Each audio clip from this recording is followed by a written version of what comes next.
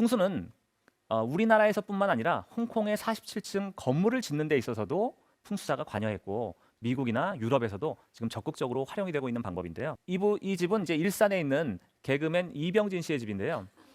왼쪽에 있는 그 서재는 창고처럼 변해 있고 오른쪽에 있는 드레스룸은 계절별로 수납되어 있던 것들이 엉망진창 지저분하게 됐죠.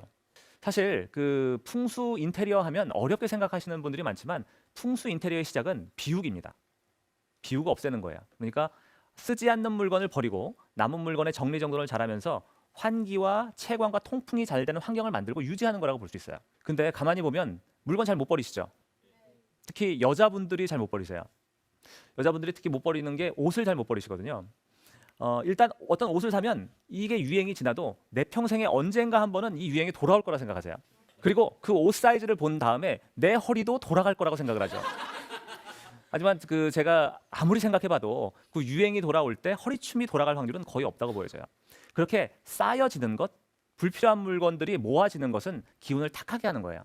그래서 버리고 정리하고 비우는 것이 좋고, 버리고 정리하고 비우는 것에 익숙해지다 보면 굉장히 삶이 편안하고 심리적으로도 안정이 되는 것을 느끼실 수 있을 거예요.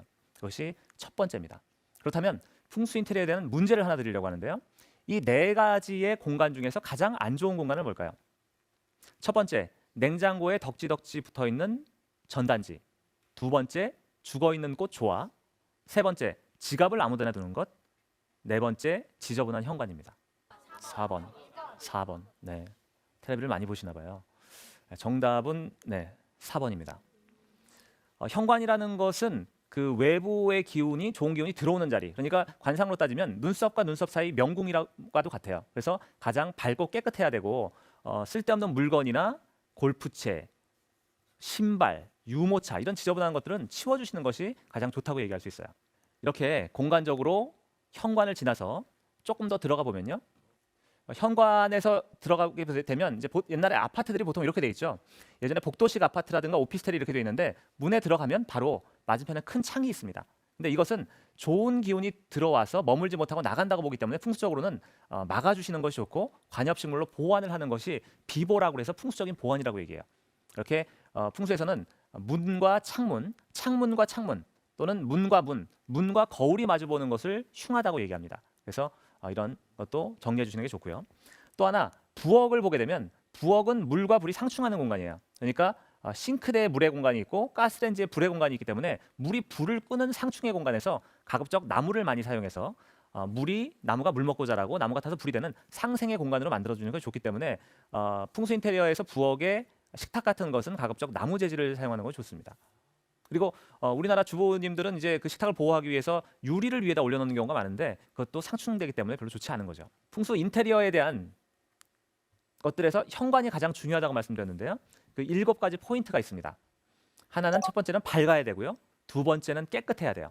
세 번째는 현관의 중문의 크기가 집보다 너무 커서도 안 되고 작아서도 안 돼요.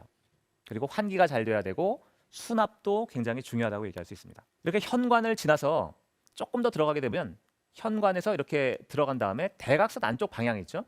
이 대각선 안쪽 방향은 심리적으로 안정을 주는 자리예요. 그러니까 이곳에서는 제자리가 안쪽 깊은 대각선 자리, 심리적으로 안정을 주면서 모든 사람들을 볼 수 있는 자리인 거죠. 그래서 이 자리는 가구를 놓기보다는 가급적 사람이 앉아 있거나 소파를 두거나 이렇게 하는 것이 좋아요. 그리고 이제 그 풍수 인테리어에서 현관에서 들어왔을 때 보여서는 안 되는 3가지가 있어요. 첫 번째는 부엌이 보여서는 안 되고요. 두 번째는 침실이 보여서는 안 되고 세 번째는 화장실이 보여서는 안 돼요.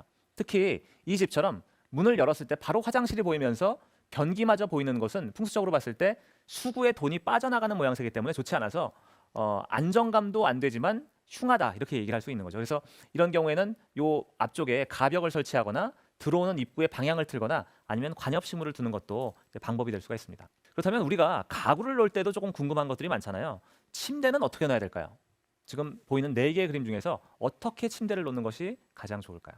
그 정답은 이제 그 3번째라고 볼 수 있는데 두 번째, 세 번째가 같아요. 근데 굳이 얘기하자면 제가 침대를 놓는 기준을 좀 말씀드리려고 합니다. 침대는 침대의 침실 문을 열고 들어갔을 때 깊은 안쪽에 대각선이 2개가 생기죠. 이 대각선 두 면에 한쪽 면으로 머리맡을 두시면 돼요. 그리고 그 머리맡이 서쪽은 반드시 피하셔야 되고 가급적 동쪽과 남쪽 그리고 특히 공부하시는 학생 같은 경우에는 동쪽이라는 것은 봄의 기운이고 나무가 자라는 목의 기운이기 때문에 공부하기는 더 좋다고 얘기할 수 있고 집에서도 가급적 동쪽 방을 선택하시는 것이 좋아요. 두 번째로 우리가 고민하게 되는 것이 소파라고 볼 수가 있는데요. 여기는 소파의 모양은 어떻게 보이세요? 가운데 지금 덩그러니 놓여져 있죠. 좀 불안정한 느낌 들지 않으세요? 저는 이렇게 놓은 집을 본 적이 없는데 저는 이 집에 갔을 때의 느낌이 갓 이사 온 집이거나 곧 이사 나갈 집. 뭔가 좀 안정이 안 되고 불안한 느낌이 좀 들었거든요. 그래서 여기서 문제를 드리겠습니다. 1, 2, 3, 4번 중에서 소파는 어떻게 놓는 것이 가장 좋을까요? 4번. 네. 정답이 나왔는데 정답은 4번입니다. 네. 일단 들어왔을 때 보통 이제 3번처럼 놓여 있는 경우가 굉장히 많아요. 옛날 집들이 그렇게 되어 있는데 이것은 우리의 잘못이라기보다는 맞은편에 TV 배선이 있기 때문에 TV를 보기 위해서 소파를 맞은편에 놓은 거죠. 근데 4번처럼 사람이 들어왔을 때 얼굴을 맞이하고 그리고 아까 말씀드린 모서리 깊은 안쪽에 안정감을 둘 수 있는 자리에 소파를 두는 것이 좋다고 얘기할 수 있습니다.